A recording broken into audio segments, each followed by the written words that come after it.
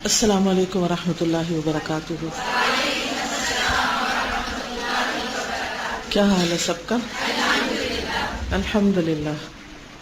نحمده ونصلی علی رسولہ الکریم. اما بعد فاعوذ باللہ من الشیطان الرجیم. بسم اللہ الرحمن الرحیم. رب اشرح لی صدری ویسر لی امری واحلل عقدۃ من لسانی یفقہوا قولی. کون سا پیج ہے؟ 19. اوکے. معجزات. اللہ سبحانہ وتعالی انبیاء علیہ السلام کو ان کی نبوت کی صداقت کے لیے معجزات عطا کرتے ہیں. معجزات معجزہ سے ہے، اور معجزہ کا لفظ جو ہے وہ معجز سے ہے. معجز کا مطلب ہوتا ہے عاجز کرنے والا، یعنی ایسی نشانی جو دیکھنے والوں کو عاجز کر دے، جو اس جیسی چیز بنا کے نہ لا سکے. مختلف انبیاء علیہ السلام کو معجزات دیے گئے. مثلا موسیٰ علیہ السلام کو عصا ید بیضاء، عیسیٰ علیہ السلام کو مردوں کو زندہ کرنے کی صلاحیت، پرندے بنا کے اڑانے کی، وغیرہ وغیرہ، بیماروں کو شفا دینے کی. نبی صلی اللہ علیہ وسلم کا سب سے بڑا معجزہ تو قرآن مجید تھا، اور قرآن مجید میں بار بار چیلنج بھی کیا گیا کہ اگر تم اس جیسی کوئی کتاب بنا سکتے ہو، یا 10 آیات یا ایک آیت بھی یا ایک سورت، تو بنا کر دکھاؤ. لیکن کوئی بھی نہ کر سکا، اور یہ چیلنج آج تک باقی ہے. کوئی اس کے مقابلے میں کتاب نہیں لا سکا. دوسرا بڑا معجزہ آپ کا اسراء اور معراج ہے. واقع اسراء اور معراج پر کفار کے سوالات کا جواب دینے کے لیے بیت المقدس کا نقشہ آپ صلی اللہ علیہ وسلم کے سامنے لایا جانا. اسراء جو تھی وہ بیت الحرام سے لے کر بیت المقدس تک تھی، یعنی رات کا سفر تھا. اور معراج کیا تھی؟ وہاں سے پھر اوپر آسمانوں تک. نبی صلی اللہ علیہ وسلم کو ایک ہی رات میں یہ سفر کرایا گیا تھا. اور جب آپ نے آ کر لوگوں کو بتایا تو لوگوں نے حیرانی کا اظہار کیا، اور کچھ لوگوں کے ایمان ڈاواں ڈول ہو گئے. اس موقع پر ابو بکر صدیق رضی اللہ تعالیٰ عنہ نے کیا کہا تھا؟ آپ کے پاس تو اس سے بھی بڑی باتیں ہیں کہ آسمان سے آپ کے پاس وحی آتی ہے، تو اس کو ماننے میں تو کوئی مشکل نہیں. جب لوگوں نے آپ سے بیت المقدس کے بارے میں سوال کیے تو اللہ تعالیٰ نے آپ کے سامنے ہر چیز کا نقشہ لا کے رکھ دیا، اور پھر آپ نے ایسے بتایا جیسے آنکھوں سے دیکھ کے کچھ بتا رہا ہو. لیکن نہ ماننے والے اس پر بھی نہیں مانے. فرشتوں کے ذریعے سے جنگ میں مدد. یہ کون سی جنگ تھی؟ جنگ بدر. چاند کا 2 ٹکڑے ہونا، اس کا ذکر کہاں آتا ہے؟ سورۃ القمر میں. اقتربت الساعۃ وانشق القمر، قیامت قریب آ گئی اور چاند 2 ٹکڑے ہو گیا. مستقبل کی پیشن گوئیاں اور ان کا درست ثابت ہونا. پھر شیطان بھی آپ صلی اللہ علیہ وسلم کے تابع تھا. سیدنا عبداللہ بن مسعود کہتے ہیں کہ رسول اللہ صلی اللہ علیہ وسلم نے فرمایا: ما منکم من احد الا وقد وکل اللہ بہ قرینہ من الجن. قالوا وإیاک یا رسول اللہ؟ قال وإیای الا ان اللہ اعاننی علیہ فاسلم فلا یأمرنی الا بخیر. اللہ نے تم میں سے ہر ایک کے ساتھ ایک شیطان یعنی جن ساتھی مقرر کر دیا. لوگوں نے عرض کیا: اے اللہ کے رسول صلی اللہ علیہ وسلم، کیا آپ کے ساتھ بھی؟ آپ نے فرمایا: ہاں، میرے ساتھ بھی، مگر اللہ نے اس کے خلاف میری مدد کی تو وہ اسلام لے آیا، پس وہ مجھے بھلائی کے علاوہ کسی بات کا حکم نہیں دیتا. اسی لیے قرآن مجید میں جو کچھ ہے وہ اللہ کی طرف سے ہے، اور ہر بات سچ ہے، اور وحی کے ذریعے فرشتہ آپ کے پاس لایا ہے، اور اس میں کسی قسم کی کوئی ملاوٹ نہیں ہوئی. نباتات سے متعلق معجزات. درختوں کا قبل از نبوت شام میں آپ صلی اللہ علیہ وسلم کے لیے جھک جانا، پہاڑوں اور درختوں کا آپ کو سلام کرنا، درختوں کا آپ کے کہنے سے چلنا. ان سب کے ریفرنس نیچے دیے ہوئے ہیں. ڈیٹیل کے لیے آپ یہ کتابیں کھول کر تفصیلات پڑھ سکتے ہیں. اس کتاب کا مقصد دراصل صرف نشاندہی کرنا ہے کہ ٹپس پر یہ باتیں ہمیں یاد ہوں، مختصر رہے، ورنہ پھر ایک بہت بھاری بڑی کتاب بن جاتی جو پڑھنا مشکل ہو جاتا. تو چھوٹی سی کتاب پڑھنی، یاد رکھنی، بتانی، شیئر کرنی آسان ہوتی. رسول اللہ صلی اللہ علیہ وسلم کا انگور کے گچھے کو بلانا اور اس کا آنا، کھجور کے تنے کا آپ کے فراق میں رونا، یہ کون سا کھجور کا تنا تھا؟ جو مسجد نبوی میں تھا، جس پر کھڑے ہو کر آپ خطبہ دیا کرتے تھے، ممبر کے طور پر استعمال ہوتا تھا. جب آپ نے اس کو چھوڑ کر لکڑی کا ممبر استعمال کرنا شروع کیا تو وہ رونے لگا اور اس کی سسکیاں پوری مسجد میں گونجنے لگی. آپ صلی اللہ علیہ وسلم نے اپنا ممبر چھوڑا اور اس کے پاس گئے، اس کو گلے سے لگایا، حق کیا اور اس کو لوریاں دے کر چپ کرایا جیسے کسی بچے کو چپ کرایا جاتا ہے. اور جب وہ چپ ہوا تو پھر آپ اس کو چھوڑ کر اپنے ممبر پہ تشریف لائے. کھجور کے ڈھیر میں سے آپ کا گزرنا اور ڈھیر کا بڑھ جانا یعنی کوانٹٹی کا بڑھ جانا. آپ صلی اللہ علیہ وسلم کا کیکر کے درخت سے 3 مرتبہ گواہی مانگنا اور درخت کا گواہی دینا. پھر ہے حجر، حجر کہتے ہیں پتھر کو، پتھروں سے متعلق معجزات. وادی کے شجر اور مکہ کے ایک پتھر کا آپ صلی اللہ علیہ وسلم کو قبل از نبوت سلام کرنا، یعنی وہ پتھر سے آواز آتی تھی، وہ آپ کو سلام کرتا تھا. پہاڑ احد پہاڑ کا لرزنا اور آپ صلی اللہ علیہ وسلم کے قدم مبارک مار کر تھمنے کا حکم دینے پر رک جانا. آپ نے کیا فرمایا تھا؟ کیا تم نہیں جانتے کہ اس پر 2 شہید اور 1 صدیق ہیں. حیوانات، سست اور کمزور اونٹنی کو چابک لگنے سے اس کا تیز رفتار ہو کر سارے لشکر سے آگے نکل جانا. یعنی ایک اونٹنی تھی ایک سفر میں جو بہت ہی آہستہ چل رہی تھی، اسے عاجز کر دیا، تھکا دیا تھا. تو جب آپ نے اس کو چابک لگائی تو وہ اتنی تیز ہو گئی کہ سب سے آگے چلی گئی. سفر ہجرت میں خشک اور لاغر بکری کا آپ صلی اللہ علیہ وسلم کے دست مبارک کے چھونے سے خوب دودھ دینا، سب کا جی بھر کر پینے کے باوجود سب سے بڑے برتن کا بھر جانا. اور یہ ایسی بکری تھی کہ جو دودھ نہیں دیتی، گابھن نہیں تھی اور اس کا کوئی بچہ نہیں تھا کہ اس سے اس کا دودھ ہو اترا ہوا. ایک نارمل بکری سے آپ نے دودھ نکالا. سرکش اونٹ کو قابو میں لانا، آپ صلی اللہ علیہ وسلم کے پیار کرنے پر روتے ہوئے اونٹ کے آنسوؤں کا تھم جانا. ایک سفر میں تھے آپ صلی اللہ علیہ وسلم تو ایک اونٹ آپ کی خدمت میں آ کر بیٹھ گیا اور رونے لگا. اونٹ باقاعدہ روتا ہے اور اس کے آنسو بھی نکلتے ہیں اور وہ اس کے چہرے پر گرتے ہیں. یوٹیوب پر میں نے دیکھا تھا اونٹوں کا رونا. ان کو قرآن سنایا جا رہا تھا اور وہ رو رہے تھے. تو آپ صلی اللہ علیہ وسلم کے پاس آ کر وہ رونے لگا. دراصل وہ اپنے مالک کی شکایت کر رہا تھا جو اس سے کام زیادہ لیتا تھا اور اس کو بھوکا رکھتا تھا. تو آپ نے اس کے مالک کو تلاش کیا اور اس کو سمجھایا کہ تم اس کے ساتھ یہ زیادتی نہ کرو، یہ تمہاری شکایت کر رہا ہے. طعام یعنی کھانا. غزوہ خندق کے موقع پر 1 یا 2 آدمیوں کا کھانا 1000 آدمیوں کے لیے کافی ہو جانا. غزوہ خندق کے موقع پر جو کی چند روٹیاں 70 یا 80 لوگوں کو پوری ہو جانا. 1 پیالہ دودھ تمام اصحاب صفہ کو کافی ہو کر بچ جانا.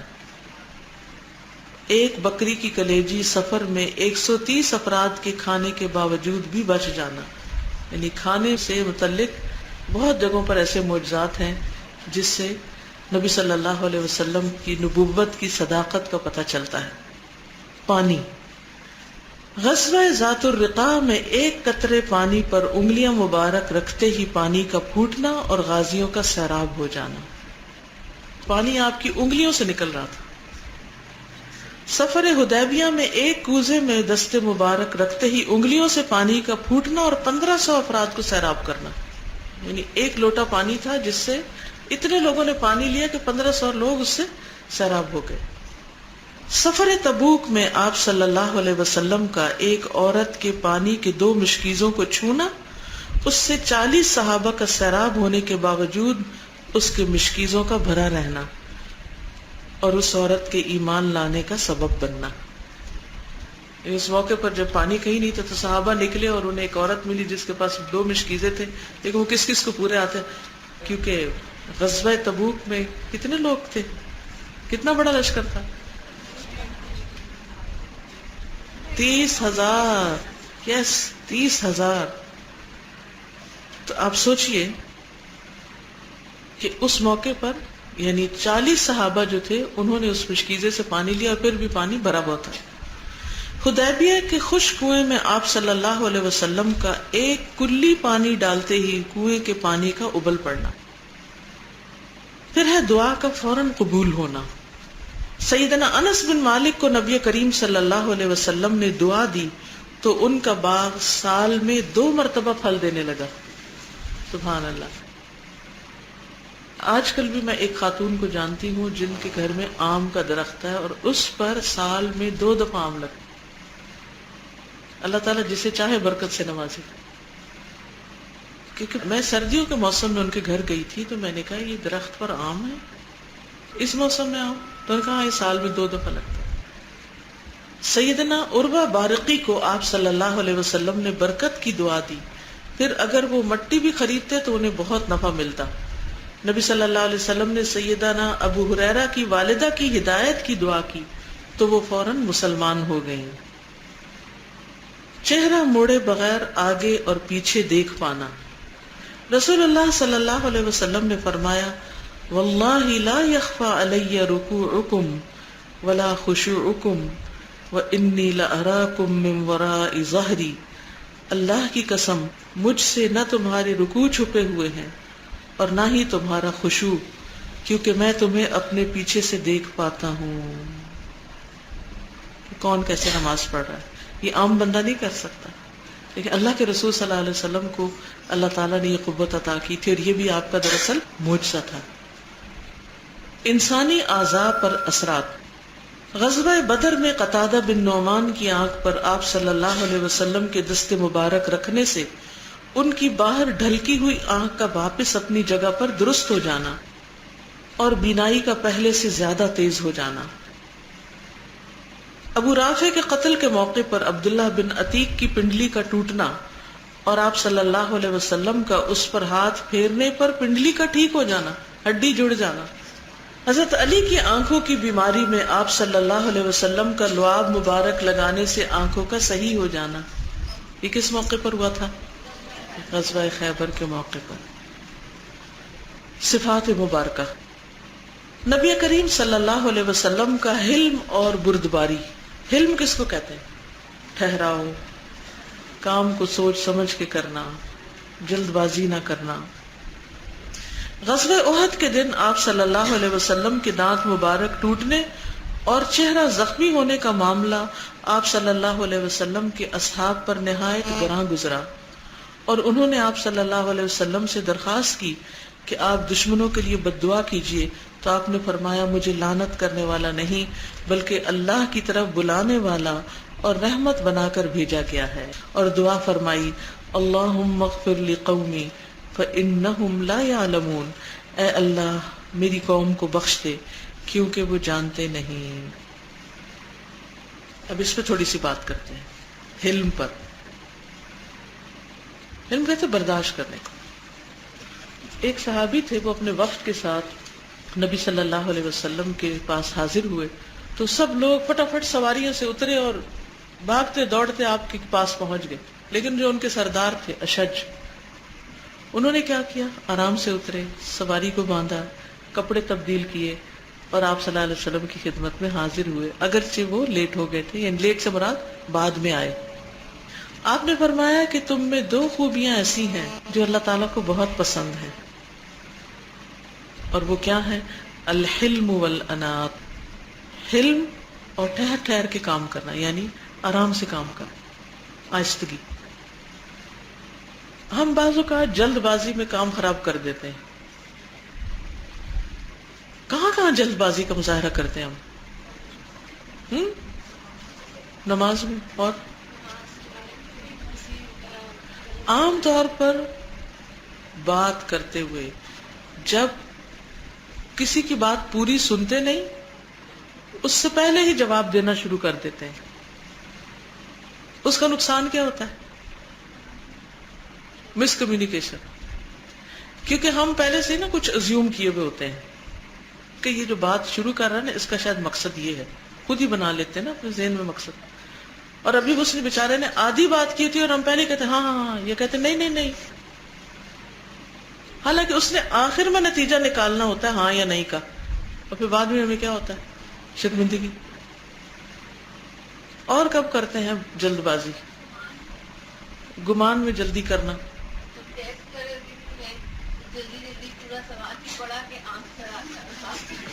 جی ٹیسٹ کرتے ہوئے، پیپر دیتے ہوئے کہ وہ تھوڑا سا پڑھا نا، ہاں ہاں یہ تو مجھے آتا ہے، پورا پڑھا ہی نہیں، سمجھا ہی نہیں، اور پھر اپنے پاس سے جواب دے دیا، نتیجہ کیا ہوتا ہے؟ وہ غلط ہو جاتا ہے۔ اور کہاں ہوتا ہے؟ کسی کے ملنے کے اشتیاق میں عام طور پر یہ حرکت ہم کرتے ہیں۔ یہ حدیث غور سے سن رہے ہیں؟ اچھا ابھی کیا ہوگا جب میں اٹھوں گی نا، پھر میں دیکھوں گی آپ کو یہ حدیث کتنی یاد رہتی ہے۔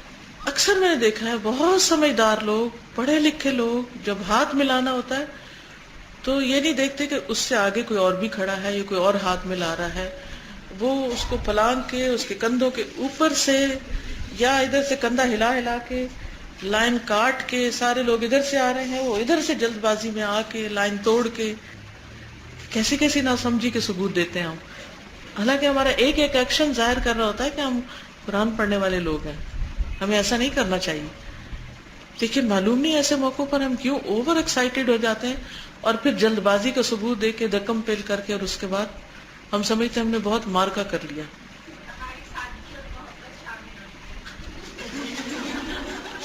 لیکن وہ پسندیدہ نہیں ہے نا، سادگی اور محبت میں کوئی ایسا کام کرنا جو سنت کے خلاف ہو وہ ٹھیک نہیں ہے۔ الحلم والانات اللہ کو محبوب ہیں کوالٹیز۔ جی آپ کیا کہتے ہیں؟ محبت میں نا اذیت دے رہے ہوتے ہیں، جی بعض اوقات محبت میں اذیت دے رہے ہوتے ہیں، لیکن محبت بھی یہاں پہ آ رہی ہے، لیکن آپ ٹریفک کا حال دیکھ لیں، ہاسپٹلس میں لائن کا حال دیکھ لیں، معاشرے میں کہیں بھی دیکھ لیں، کہیں پر دیکھ لیں، اسی طرح کرتے ہیں، وہاں کوئی محبت نہیں، حالانکہ ہمیں گھر جا کے کوئی کام نہیں کرنا ہوتا، لیکن ہم باہر اتنی جلدی مچا رہے ہوتے ہیں کہ کسی آگے کے دھکا پیٹ دے کے آگے۔ یعنی آپ دیکھیے کہ جیسے اکثر مجھے جہاز میں یہ دیکھنا پڑتا ہے منظر، وہ بیچارے اناؤنسمنٹس کر رہے ہوتے ہیں کہ جب تک جہاز پوری طرح رک نہ جائے آپ اپنی سیٹوں سے نہ اٹھیں، بیلٹ نہ کھولیں۔ آپ یقین مانیں جہاز میں عام طور پر کون سواری کرتا ہے؟ جو افورڈ کر سکتا ہے نا، ہر بندہ تو جہاز پہ نہیں چڑھتا، کیا خیال ہے؟ جن کے پاس کچھ چند پیسے ہوتے ہیں یا کوئی پڑھے لکھے ہوتے ہیں، یہ تھوڑے سمجھدار لوگ ہوتے ہیں، عوام الناس تو اتنی جہاز پہ نہیں بیٹھتی۔ اس وقت مجھے اس طرح تکلیف ہوتی ہے دیکھ کر کہ پڑھے لکھے ہر کلاس میں، بزنس کلاس ہو یا دوسری کلاس ہو، بس یوں لگتا ہے کہ جیسے یہ کہیں جہاز دوبارہ ہمیں لے کے نہ اڑ جائے، جلدی نکلیں اس سے۔ اچھا اور پھر کیا کرتے ہیں ہم؟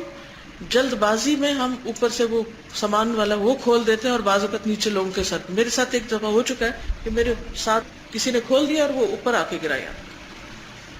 کوئی بھی حادثہ ہو سکتا ہے، اور پھر دھکم پیل کر کے باہر نکلیں گے، پھر وہ یعنی آخر تک ہمارا حال نہیں سدھرتا۔ اور اس میں حالانکہ کیا ہوتا ہے، سب نے نکلنا ہے نا، کسی کو اس نے اندر نہیں چھوڑنا، بلکہ اگر آپ بیٹھے نا تو پوچھنا آ کے آپ کیوں بیٹھے ہوئے۔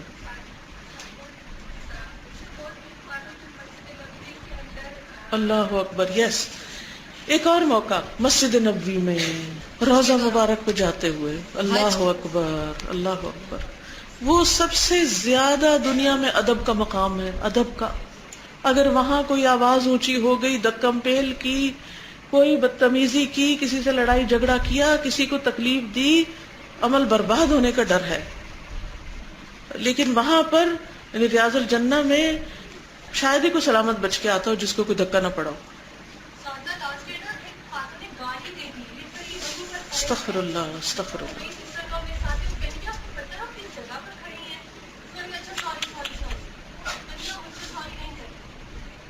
یعنی آپ خود سوچئے، تو کم از کم اگر ہم سب یہ عہد کریں کہ اللہ ہم کو لے جائے تو ہم سمٹ کے رہیں گے، بچ کے رہیں گے، پیچھے رہیں گے، موقع ملے گا تو آہستہ آہستہ آہستہ راستہ بنا کے آگے جائیں گے، کسی کو دھکا نہیں دیں گے۔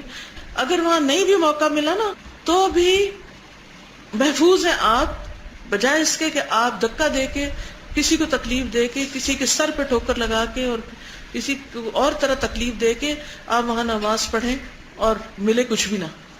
جی جس طرح استاذہ ابھی ہم بات کر رہے تھے کہ بچوں کی تربیت ماؤں کی ذمہ داری ہے، تو ہم سب جو یہاں بیٹھے ہیں، اگر یہ علم کی جو عادت ہے ہم اپنے بچوں میں یا جو ہمارے دیر تربیت ہے ہم لوگوں میں، مثلا آپ دیکھیں کہ ہم میں سے سب کو شادی کے موقع پہ یا تقریبات میں جانا ہوتا ہے، جس وقت وہ کھانا سرو کرتے ہیں تو اس طرح سب کھڑے ہوتے ہیں جیسے آج پہلی دفعہ کھانا دیکھا ہے۔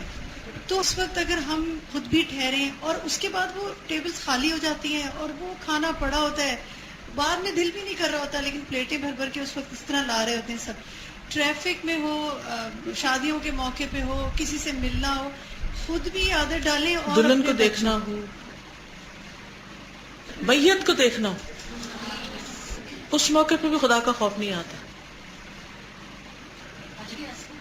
हजर असवद पे बोसा देने की सबसे बेहतरीन मकाम दुनिया का, वहां हम नहीं संभलते, नहीं समझते, और कोई होगा जो मार खाए बगैर या धक्का खाए बगैर वहां से लौटा हो।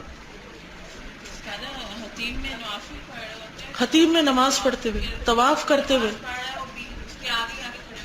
आगे आके खड़े हो जाते हैं, और मुझे हमेशा इतना डर लगता है कि अल्लाह मैं सजदा करे, सजदा करने में यकसुई नहीं हो पाती, क्योंकि मुझे डर लगता है कि मेरे सर पे किसी ने मार दिया तो क्या बनेगा, क्योंकि वो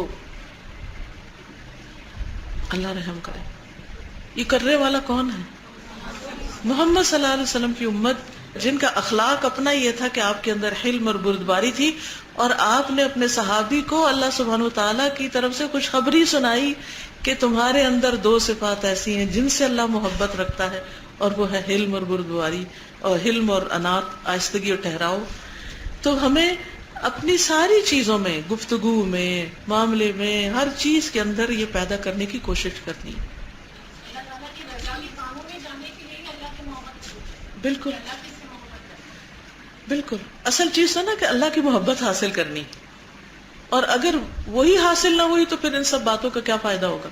जी पीछे से आप। साजा, जो अभी हज में हादसा हुआ था, पहला जो बड़ा हादसा था, उसमें यही वजह थी कि उन्होंने जो रुकावटें थी वो अपनी जल्दबाजी की वजह से तोड़ दी थी, और फिर वो उस ट्रैक पर आ गए थे जो आने वाला था, तो फिर दोनों आपस में टकराए और फिर कई अमवात हुई थी। अल्लाह, कितना बड़ा पाप कमाया कि वो सबके लिए, सिर्फ खुद ही नहीं औरों को भी हलाकत के मुंह में डाला। साजा, ये जो घर के कामकाज हम लोग कर रहे हैं, तो अगर ये क्विकली कर लें तेजी से, तो ये सही है या उसको भी तहम्मुल करना चाहिए? यानी एक्टिवली अगर सही से पूरा हो जी, इनका सवाल ये कि घर का काम करते हुए एक्टिवली काम कर सकते हैं या स्लो करें। इसका ये मतलब नहीं कि सुस्ती में चले जाएं, इसमें एक्टिवली हम काम करेंगे, लेकिन कैसे? इसको एक छोटी सी मिसाल से, मिसाल के तौर पर आप पानी डाल के दे रहे हैं किसी को, ठीक है, आप इस तरह उंडेलें ना, तो ये कि बिल्कुल ऐसे ऐसे करें, और ना ही आप पूरा एकदम उलट दें, एतदाल दरमियानी तरीके से, और इतना भरे कि जिससे वो बाहर न छलके और किसी को तकलीफ ना हो। चाय डाल के दे रहे हैं और अगर आधी पिर्च में गिरी हुई है तो क्या होगा? यानी सलीके से काम करें, आराम से काम करें। खाना खाते हुए अगर आपके पास कोई ऐसा शख्स बैठा हो जो जल्दबाजी में तेज तेज खाना खा के बैठ जाए तो क्या होता है? आपको कुछ होता? मुझे शदीद घबराहट शुरू हो जाती है। वो सेहत के लिए वैसे भी नुकसानदेह है बहुत जल्द खाना, और दूसरे के लिए अजियत भी है और शर्मिंदगी भी है। वो बेचारा आहिस्ता आहिस्ता खा रहा है और आप खा के हाथ पे हाथ रख के बैठ गए। जब आप एक इकट्ठे सबके साथ बैठे होते हैं तो आराम से खाएं, थोड़ा थोड़ा खाएं, चाहे आपने दूसरे के मुकाबले में कम ही खाना है, लेकिन आप इस तरह खाएं कि दूसरों की रियायत करें। तो सब चीजों के अंदर ये चीज हमें देखनी होगी। इसी तरह बाज़ औक़ात हम लेट हो रहे होते हैं ना कहीं से, फिर शामत आ जाती है किसकी? ड्राइवर की। जल्दी चलो जल्दी चलो जल्दी चलो, तुम इशारे पे रुक गए, वो सारे निकल गए, तुम जल्दी चलो, और उसे गलती करवा देते हैं। और बाज़ औक़ात उस जल्दबाजी में जो मोड़ मुड़ना होता है वो उससे पहला मोड़ ही मुड़ जाते हैं, उससे पहला मोड़ मुड़ के वक्त ज़ाया करते हैं। ये सब जल्दबाजी किसकी तरफ से? शैतान की तरफ से। जी आप।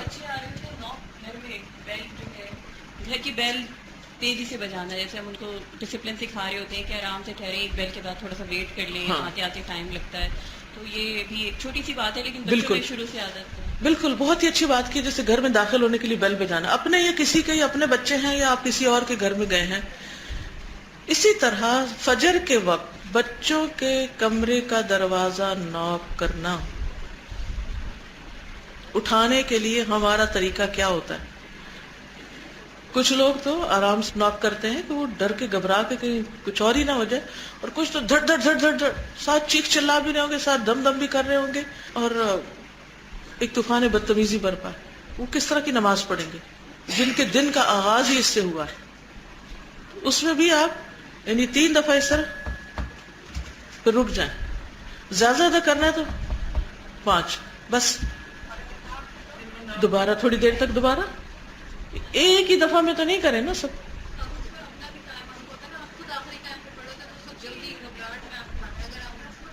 بالکل, اگر آپ خود وقت پہ اٹھے ہو نا تو ایک دفعہ آپ اٹھ کے بجا دیں ان کا دروازہ, دوسری دفعہ وضو کے بعد کر لیں, تیسری دفعہ نماز پڑھ کے بجا دیں, تو پھر بھی ان کے پاس ٹائم ہوگا کہ وہ آخری وقت میں اٹھ کے نماز پڑھ لیں.